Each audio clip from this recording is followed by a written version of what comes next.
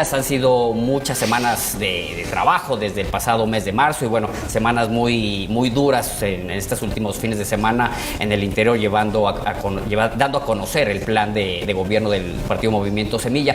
Pero quiero empezar con esto. En esta segunda vuelta, alianzas más allá en un tema de estrategia política, alianzas con diferentes sectores de la población, con sectores empresariales, para poder fortalecer y llegar como un partido con un bloque más fuerte para este 20 de agosto. ¿Qué trabajo se ha hecho? Bueno, es en la dirección que usted dice. Nosotros lo que hemos hecho, hemos mantenido reuniones con distintos sectores. Hemos estado reuniéndonos prácticamente con todas las cámaras empresariales, hemos estado reuniéndonos con grupos profesionales. Hoy estuvimos en Totonicapán hablando con organizaciones indígenas.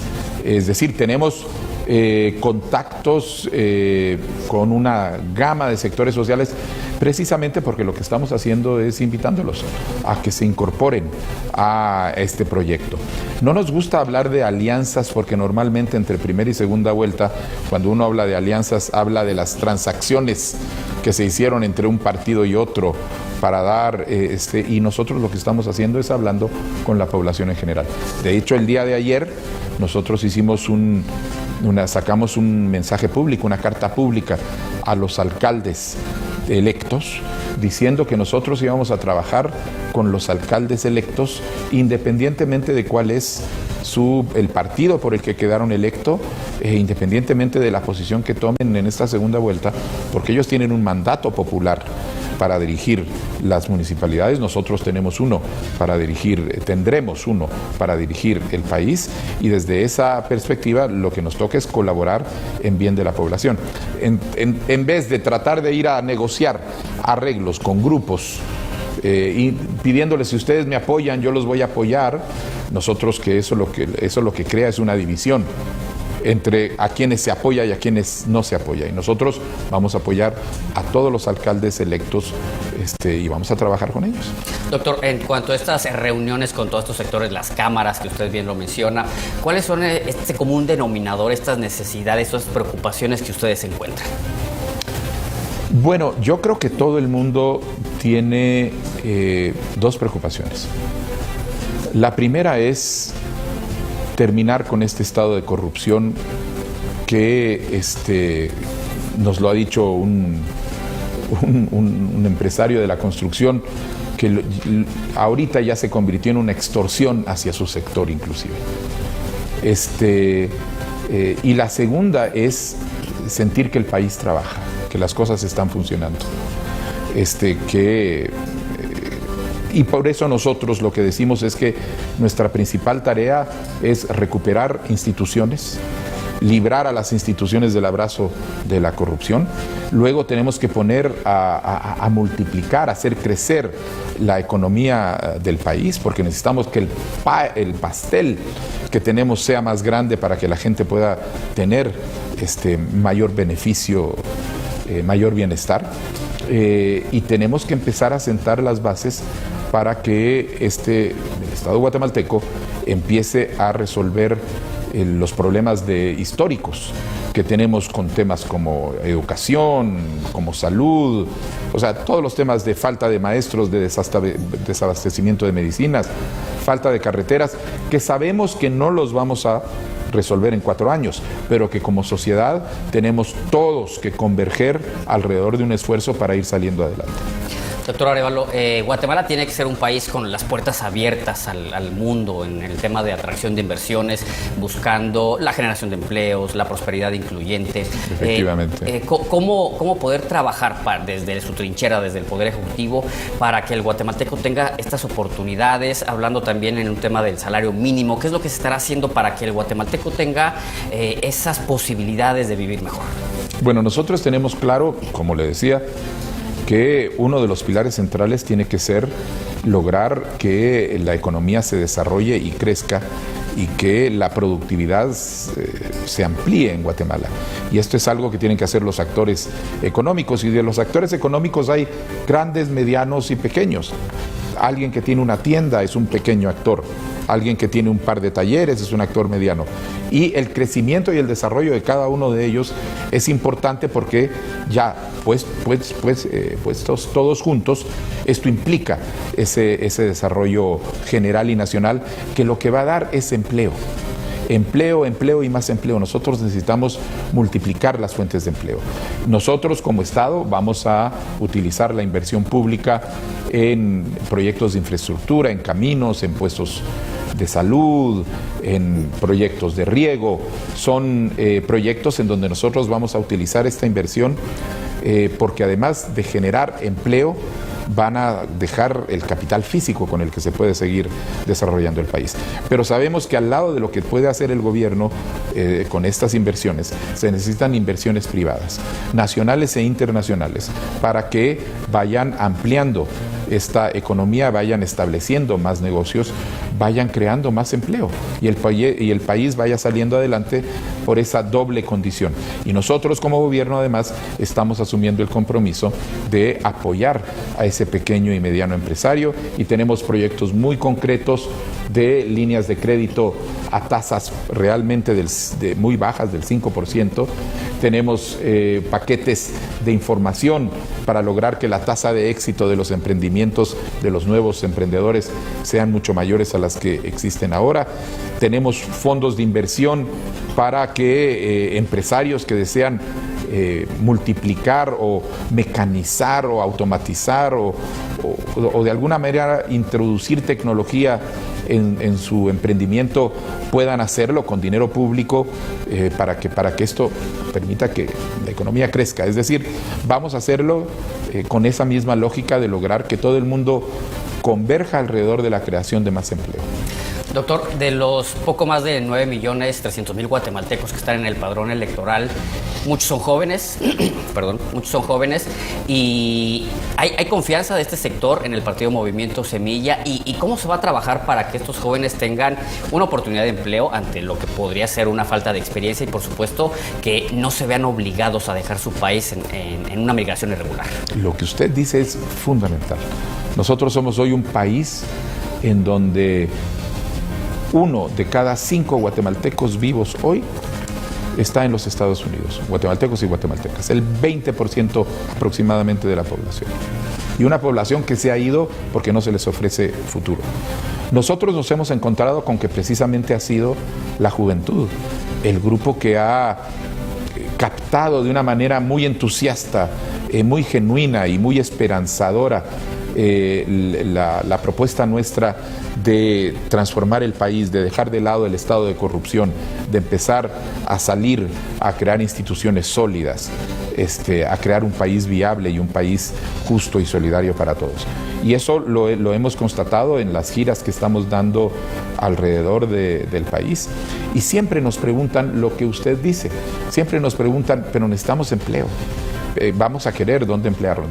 Por eso la importancia, el énfasis que nosotros estamos poniendo en la activación de la economía. Y por eso muchos de estos instrumentos están destinados, instrumentos a apoyar a la gente que empieza a entrar a la actividad económica. Estos proyectos que le decía del crédito hipotecario nacional, decimos crédito semilla, 5%, tasas para primeros emprendedores. Tenemos un proyecto de construcción de vivienda popular. Ahorita hemos puesto de lado 4.000 millones de quetzales para poder hacerlo, porque creemos que los guatemaltecos tienen que tener acceso a tener una vivienda propia, porque es el primer punto. A partir de ahí se pueden capitalizar, después la venden o la hipotecan y hacen un negocio o cualquier cosa. Es decir, son elementos mediante los cuales nosotros creemos que van a ser precisamente esos guatemaltecos jóvenes que se van a poder beneficiar. Pero el reto va a ser siempre lograr generar más empleo. Doctor, hablemos ahora de infraestructura. Guatemala pues no cuenta con una infraestructura carretera ideal u óptima para este desarrollo que se necesita a lo largo y ancho del país, en los 22 departamentos. ¿Cómo se estará haciendo para que se desarrollen estos proyectos de una forma transparente, de una forma correcta? ¿Y con qué proyecto emblemas deberá ser recordado Bernardo Arevalo? Bueno, precisamente el problema que hemos tenido con la infraestructura es que se ha convertido en la gran piñata de la corrupción en el país. Al final, los negocios turbios que unen a municipalidades o actores municipales corruptos con diputados corruptos, con funcionarios de gobierno corruptos, son alrededor de la obra, de la obra pública que está en el Ministerio de Comunicaciones. Transformar eso, cerrar ese chorro para que esa obra no esté a disposición de los negocios sucios va a ser fundamental. Y eso va a permitir realmente que empecemos a ver lo que no se ha visto en los últimos años, y es que empiezan a desarrollarse las carreteras, empiezan a crecer las carreteras, y lo que hay que hacer es simplemente recuperar las lecciones que tenemos sobre cómo impedir que haya espacios para la corrupción. Inclusive el otro día en una reunión con empresarios del sector de la construcción que dejaron de trabajar hace mucho con el Estado, porque precisamente se sentían extorsionados, nos decían que hay rutas relativamente rápidas que se pueden seguir para evitar esos espacios en los que puede desarrollarse la corrupción. Entonces nosotros vamos a ir en esa dirección, vamos a reformar todo el proceso de licitación para que sea transparente, para que todo el mundo sepa qué está pasando. Y dentro de esos, pues tenemos programados 500 kilómetros nuevos de carreteras primarias nuevas, 1.500 kilómetros de carreteras rurales, 40.000 hectáreas de riego, programas de agua y saneamiento, pero hay un programa que a mí personalmente me gusta mucho, porque creo que tiene un potencial de desarrollo muy grande, y es el de la construcción de 1.820 kilómetros de carreteras secundarias. ¿Por qué? Porque está pensado para que se construyan en el Altiplano Central, en las Verapaces y en el Corredor Seco.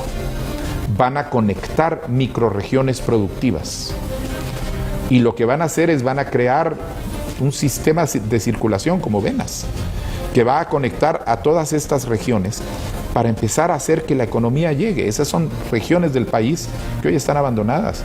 No hay infraestructura, la gente vive muchas veces de agricultura de subsistencia. Mediante esas intervenciones, la creación de esas carreteras, apoyo desde el Ministerio de Agricultura, apoyo desde el Crédito Hipotecario Nacional con estos créditos que le digo. Trabajo, por ejemplo, estamos pensando poner soluciones asociativas o cooperativas para facilitar, y trabajando junto con las cadenas de valor que ya estén en marcha para tratar de conectarlos. Ese proyecto de infraestructura puede convertirse en el sistema de circulación de núcleos de desarrollo en zonas que hoy están abandonadas. Y entonces lo que vamos a tener es un sistema de desarrollo que empieza a tomar a las personas más abandonadas que hemos dejado atrás, y les está dando las condiciones para que salgan adelante con su propia productividad, con su propio esfuerzo. Y creemos que eso sí puede cambiar realmente los niveles de desarrollo en el país. Doctor, en esta segunda vuelta ha tomado mucha fuerza el tema del respeto a la propiedad privada. ¿Cómo se trabajará con los diferentes sectores para garantizar este derecho? ¿Y qué me puede decir del tema de la expropiación? Mire, la propiedad privada está garantizada en la Constitución Política de la República. Ahí no hay nada más que hacer. Nosotros en ese tema y en los otros temas respetaremos absolutamente la Constitución Política de la República. Es más, nosotros no queremos afectar la propiedad privada. Recuérdese lo que le acabo de decir del proyecto de vivienda. Queremos que haya más propietarios de vivienda en el país. Queremos que con los créditos fáciles la gente pueda ir y comprar una parcela para hacerla productiva. Queremos incentivar que quien tiene una posibilidad o una vocación de negocios empresarial pueda tener el apoyo por medio de estos créditos para ir saliendo adelante. Nosotros, lo de las expropiaciones es parte de la campaña negra que nos están haciendo, porque ya se les acabaron los argumentos para tratar de decir por qué hay que votar por el otro lado. Entonces están viniendo con ¿qué vamos a expropiar? Nosotros no vamos a expropiar absolutamente a nadie. Es más, queremos un país de propietarios y que se multiplique, y que toda persona trabajadora acceda a una propiedad. Le voy a dar una anécdota porque esa es la lógica. Estábamos cenando hace 2 o 3 semanas en la casa de una maestra jubilada con su familia, y la hija mayor era una joven que ya tendría 25 años, maestra, ya ahorita activa. Y el comentario de la chica fue: esta casa la compró mi mamá, porque era una madre soltera que crió a sus hijos, salió adelante la vida dura que le toca a muchos guatemaltecos y guatemaltecas. Esta casa la compró mi madre con el salario que tenía como maestra en su momento, hace 30 años. Hoy, yo ya hice números, yo no puedo comprar una casa en las condiciones actuales. Entonces, por eso la idea de este plan de vivienda, y por eso esas ideas de tratar de apoyar, porque queremos que esa gente pueda comprar una casa, pueda tener una casa propia. ¿Cómo trabajar en el tema de la certeza jurídica para la atracción de inversiones, para los mismos empresarios que vean en Guatemala un país próspero? Bueno, ahí hay temas que, algunos de esos temas no nos corresponden a nosotros como ejecutivo, porque son temas del organismo judicial.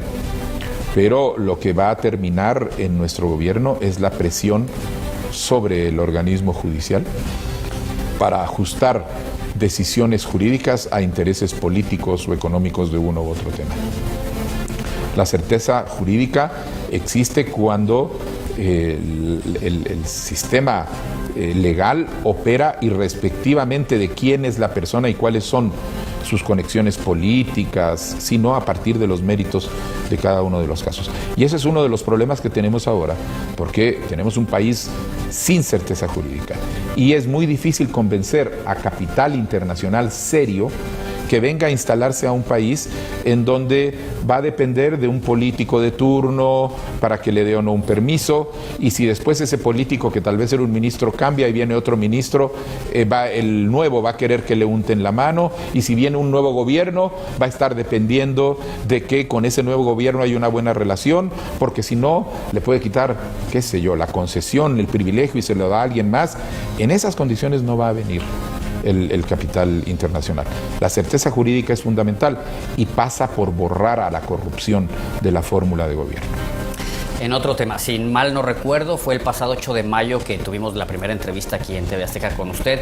Desde ese tiempo hacia acá, en el acercamiento que ha tenido con los diferentes sectores, con la población en sus recorridos por el interior del país, en un tema de seguridad, ¿es la mayor preocupación del guatemalteco? ¿Y cómo se estará trabajando para darle la seguridad a los habitantes del país y sobre todo el fortalecimiento de los cuerpos de seguridad?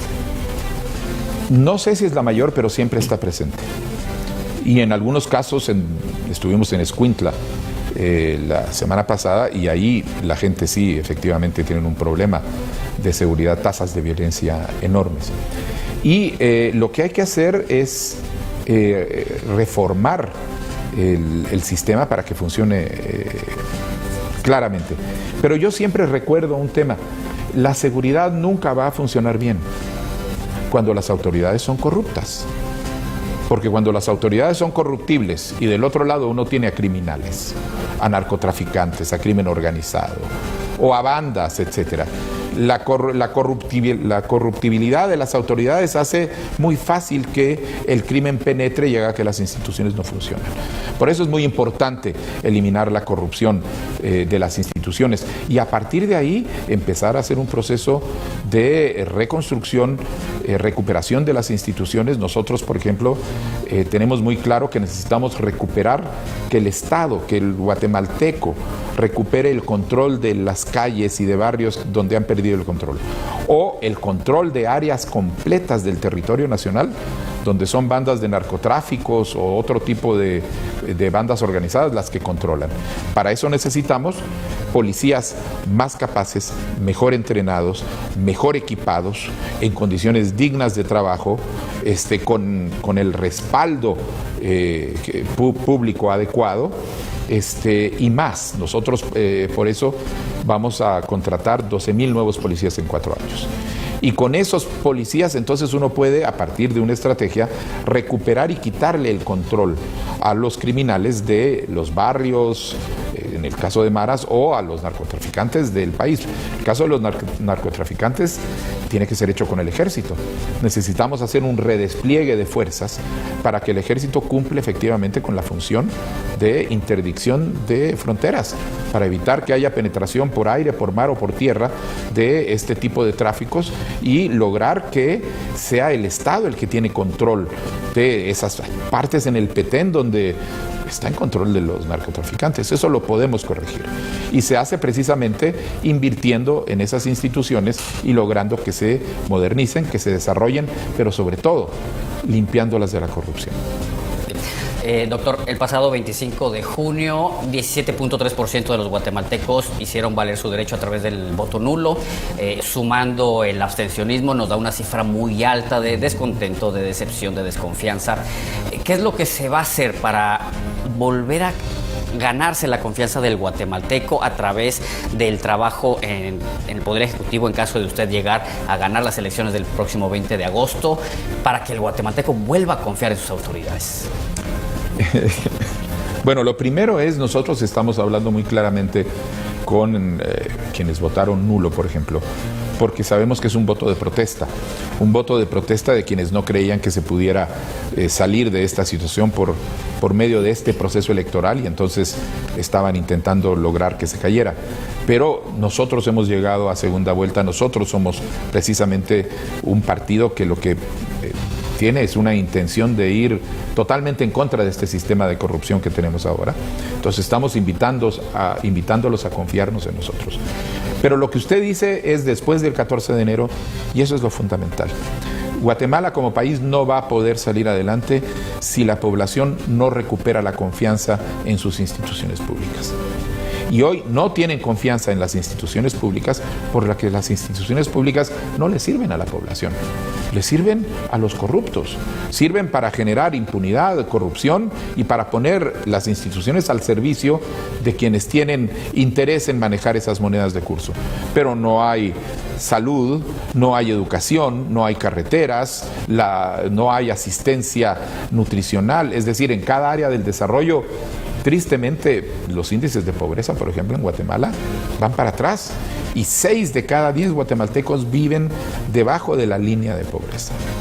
Entonces, claro, la población lo que necesita es sentir que las instituciones de gobierno están recuperando el sentido de trabajo para lo que han sido hechas. Que el Ministerio de Salud se preocupa en mejorar y expandir los servicios de salud. Que el Ministerio de Educación se ocupa en mejorar la calidad de la educación, que es terrible, y que se preocupa en llevársela a todo el país. Que el Ministerio de Comunicaciones, en vez de ser la piñata de la corrupción, empieza a construir carreteras. Cuando la gente sienta que las instituciones funcionan, le va a volver a dar la confianza a las instituciones, y esa es la mejor base que tenemos en Guatemala para tener un Estado democrático. La tarea nuestra, y por eso siempre hemos tenido muy claro con Karin, que nuestra primer tarea es recuperar las instituciones, y que a la salida de nuestro gobierno nos daremos por altamente satisfechos si la población ya va a haber recuperado niveles de confianza sobre un Estado que ellos van a ver que les está sirviendo efectivamente. Doctor, ¿dentro de su gobierno se tiene contemplado incrementar, disminuir impuestos? No, nosotros nos hemos comprometido públicamente con no aumentaremos las tasas de los impuestos y tampoco vamos a poner nuevos impuestos. Lo que pasa es que sí vamos a trabajar para cerrar la evasión fiscal, evasión en el IVA, en el impuesto sobre la renta, y vamos a combatir el fraude aduanero y el contrabando, que es un problema tremendo. Pero no va a haber nuevos impuestos. Otro tema que también se ha puesto mucho sobre la mesa en esta segunda vuelta es una reforma constitucional. ¿Se tiene contemplado? No, no tenemos una reforma constitucional contemplada. Creemos que antes de una reforma constitucional tiene que haber un diálogo constitucional.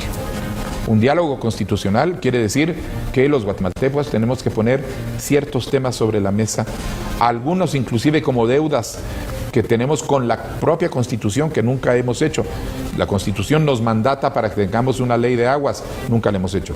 Nos mandata para que hagamos una ley de pueblos indígenas, nunca la hemos hecho. Tenemos que poner los distintos temas sobre la mesa y tener que discutirlos de cara a futuro, pero nosotros no traemos un proyecto de reforma constitucional. Esto creemos que será materia que otros gobiernos tendrán que tomar. Desde el Poder Ejecutivo y desde su bancada en el Congreso, ¿qué leyes estarán o qué iniciativas se estarán impulsando en tema económico para poder hacer a Guatemala un país más eficiente? Bueno, la primerísima, es la ley de competencia, porque no puede ser que Guatemala no tenga una ley de competencia. Es el único país de América Latina, salvo Cuba, que no tiene una ley de competencia. Y el proyecto que está ahorita en el Congreso de la República es lo mismo que la carabina de Ambrosio. No sirve para nada. Nosotros vamos a llevar un proyecto real para fomentar la competencia económica y la competitividad económica adentro del país. Esa ley de competencia va a ser uno de los puntos de partida. De ahí hay una serie de leyes que estamos identificando como una ley general de inversiones, donde nosotros identifiquemos claramente cuál es el marco de incentivos que vamos a usar para fomentar y desarrollar las inversiones en la economía del país, tanto inversiones nacionales como inversiones internacionales. Es una ley altamente necesaria precisamente para dar certeza jurídica y tiene que ser pensada como un todo integral y no ahora tenemos una ley para zonas francas por aquí, otra ley para otra cosa por allá. Tenemos que integrar y tenemos que desarrollarla. Ya ahí tiene leyes que son fundamentales para el desarrollo de la economía. Pero va a venir, por supuesto, estamos interesados en una nueva ley de compras y contrataciones del Estado. Pensamos que es necesario fundamentalmente para cerrarle espacios a la corrupción. Y así, una sucesión de leyes. De hecho, nosotros creo que somos el único partido que se preocupó en hacer, además del plan de gobierno, en tener la agenda legislativa que va a ser presentada durante la gestión de nuestra bancada. Doctor, ya por último, comenzamos hablando en esta entrevista en el tema de alianzas y acercamientos con los sectores en esta campaña política, en la primera y en la segunda vuelta. Pero de llegar a ganar el próximo 20 de agosto, ¿cómo trabajar con un Congreso tan fragmentado donde Movimiento Semilla no tiene mayoría? Mire, nosotros, en primer lugar, lo que está pasando ahorita en esta elección es que el pueblo de Guatemala está dando un mandato, está haciendo un llamado al sistema político para el cambio. Y el sistema político tiene que escuchar este llamado de la sociedad, de que ya no podemos seguir igual y tenemos que cambiar. Nosotros esperamos que los diputados electos de los distintos partidos y de las distintas bancadas tengan claro que hay un llamado y que es un llamado a que empecemos a trabajar para sacar este país adelante. Nosotros lo que tenemos muy claro es, somos la tercera bancada en el Congreso en tamaño, pero somos todavía una minoría.